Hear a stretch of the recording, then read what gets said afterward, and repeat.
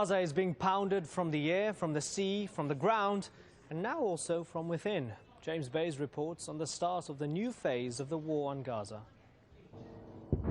As fierce battles were waged on the ground, the onslaught continued from the air.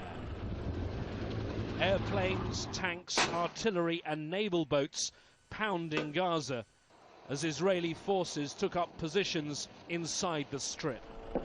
Here, a helicopter gunship opening fire. The ground offensive started once darkness fell on the 8th day of the war on Gaza. There were airstrikes as troops crossed the border. Palestinian families who spent most of the last week hiding in their homes now have to contend with close-quarter battles on the streets.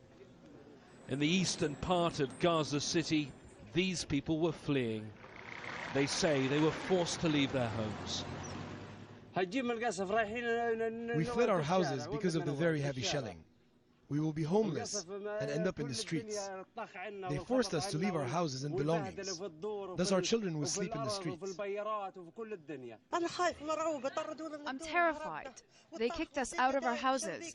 They shelled our homes and the windows were blown out. The Jews forced us to leave and we couldn't sleep all night.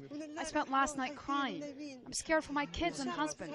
I appeal to the world to interfere. Hamas officials say they will defend the territory. One said Gaza will be a graveyard for the Israelis. Close to the border in southern Israel, roads have been sealed off. This has been declared a closed military zone. We managed to use back roads to get close to the border fence. I'm standing less than 2 kilometers away from Gaza. From here you can see along the strip the scale of the continuing bombardment.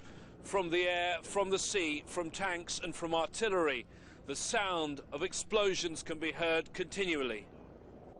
This Israeli unit allowed us to film, even though they said they were concerned about Hamas rocketing their position.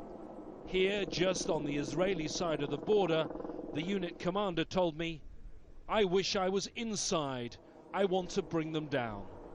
James Bays, Al Jazeera, on the Gaza border.